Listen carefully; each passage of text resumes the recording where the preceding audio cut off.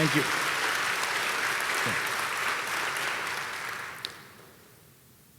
Let me first thank God for bringing us all safely here this evening. And I hope and pray that our returns back to our respective destinations will be equally as safe.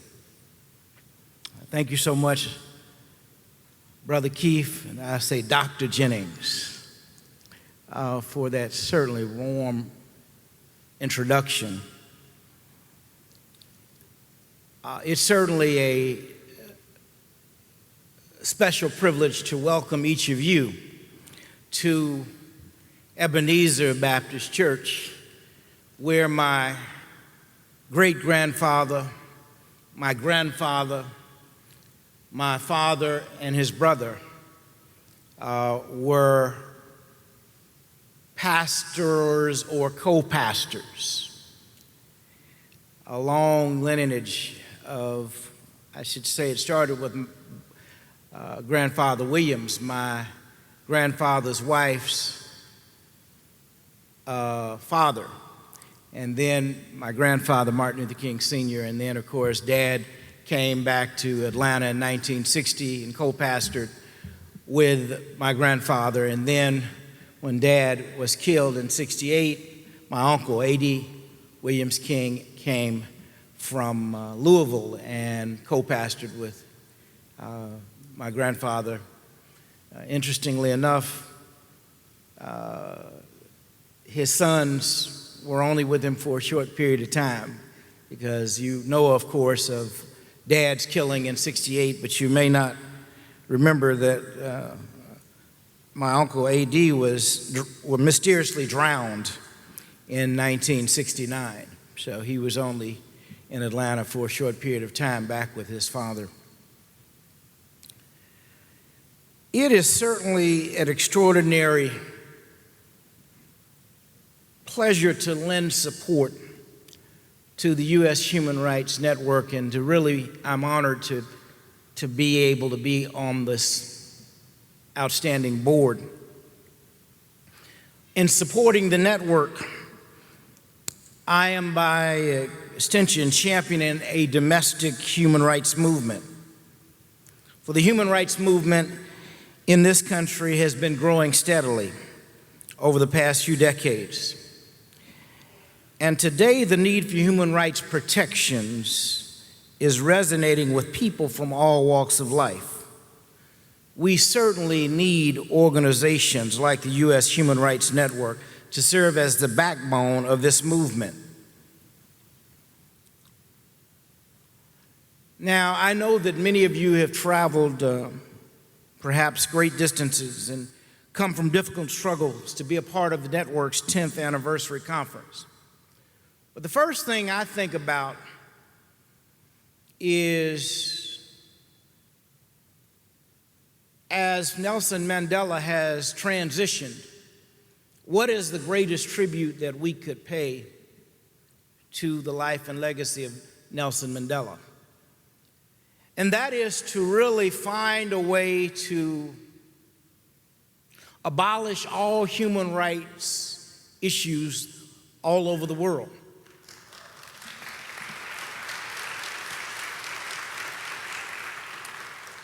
And you may say, well, that cannot happen, but I know none of us believe that. We know that it can happen. For it only takes a few good women and men to bring about change. I often think about the modern civil rights movement and what my dad and his team did. Because to change this nation and our world, probably had he thought about it, he would have assumed that these were unsurmountable odds.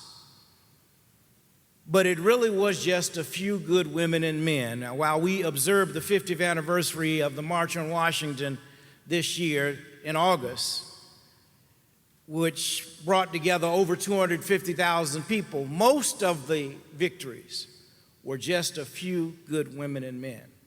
That's why I know that we can, in fact, eliminate and abolish all human rights violations in the world.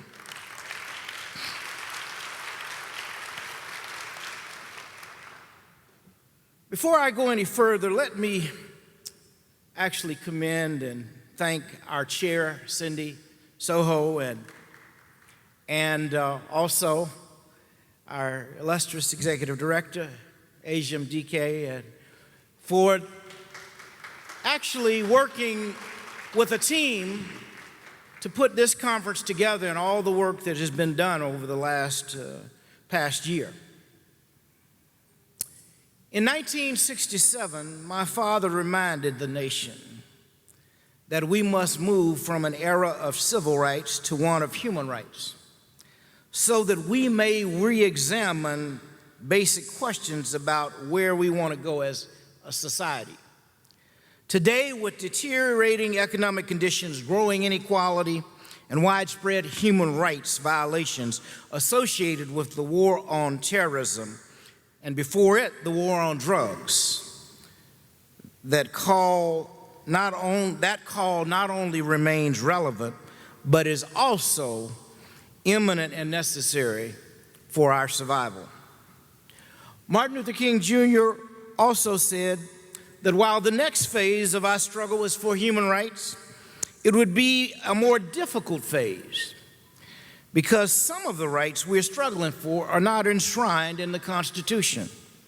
He said this in the context of organizing for the Poor People's Campaign in 1967 while speaking out against the war in Vietnam. I need not tell you tonight that he was correct in his assessment. It has been a more difficult phase to date, not just because of assassinations and jailings of political prisoners, but because of several factors. It's been difficult explaining to people that the enjoyment of civil and political rights directly linked to economic, social, and cultural rights. And yes, I said rights, not aspirations. As Dad said, we desegregated the lunch counters, but did not necessarily have the resources to buy a hamburger. You know, it's been difficult getting people to understand that poverty, by its very definition, is a violation of human rights.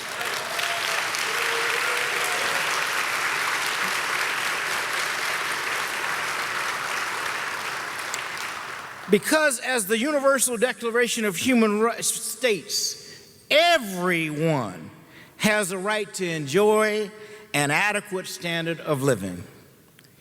It has also been difficult for some of us to turn the corner from civil rights to human rights.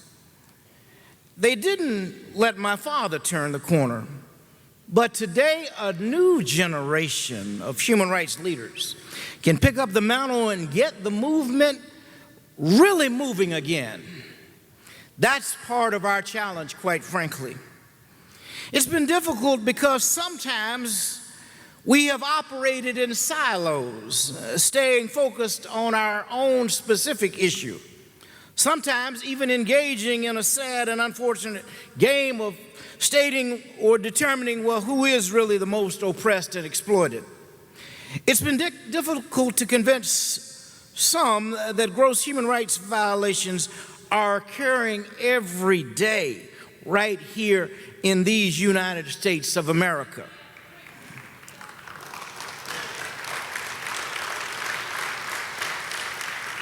This American exceptionalism has blinded too many for too long.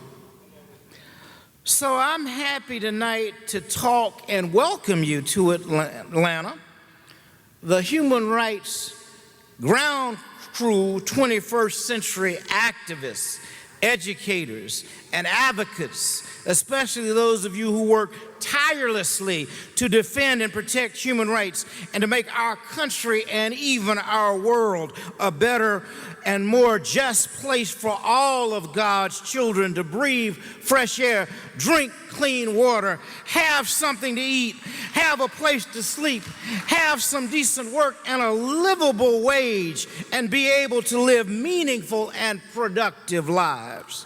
Thank you for what you do.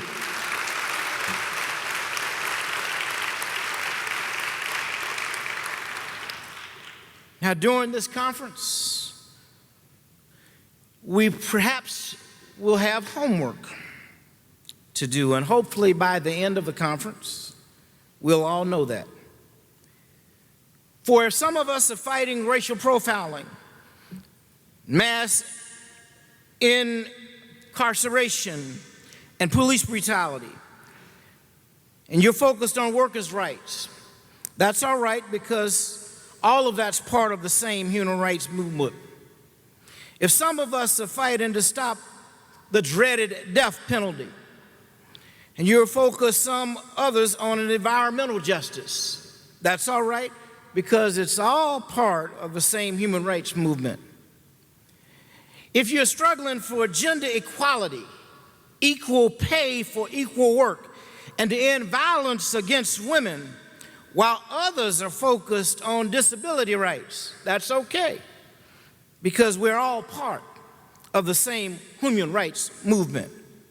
If some of us are struggling for self-determination, land and water rights, and to be respected as peoples, but others are focused on housing rights, that's all right, because we're all part of the same human rights movement.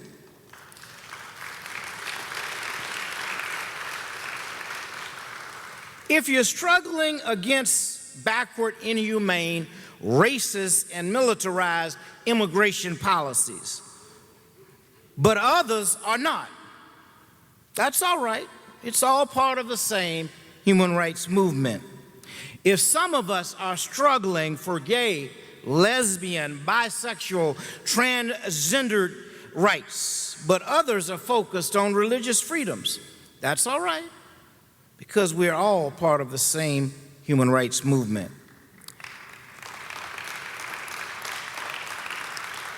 And if some of us are fighting for access to quality health care, while others of us are working against torture for voting rights, that's all right, because it's all part of the same human rights movement and struggle.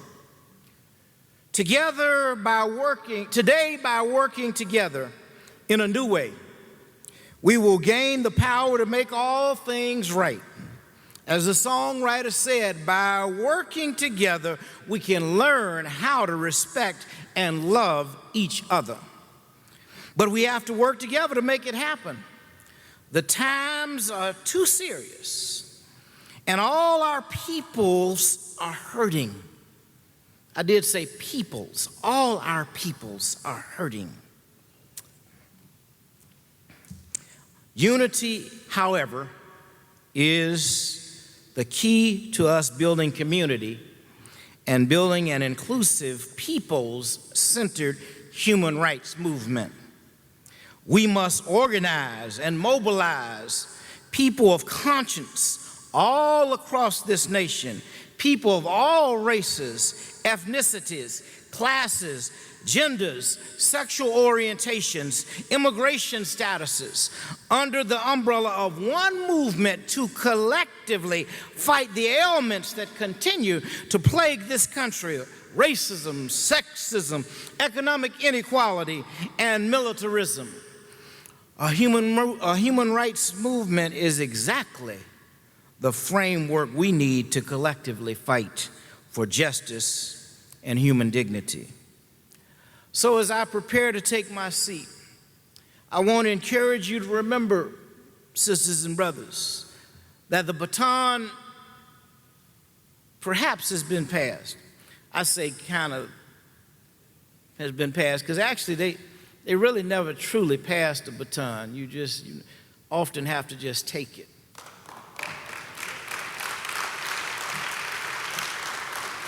So it is up to us to take it and run with it or drop it. And as we enter this second decade of the 21st century, it's vitally important that we are clear about what we are struggling for. My dad told us finally that the ultimate measure of a human being is not where one stands in times of comfort and convenience, but where one stands in times of challenge and controversy. He went on to say that on some questions, cowardice ask, is a position safe? Expediency ask, is a position politic? Vanity ask, is a position popular? But that something deep inside each of us called conscience ask, is a position right? He went on to say that sometimes we must take positions that are neither safe nor popular nor politic, but we must take a position because our consciences tell us they're right. And so I say to you, my brothers and sisters, this evening, as I know those of us who are in this struggle always do, allow your conscience to be your guide. Thank you, and God bless you.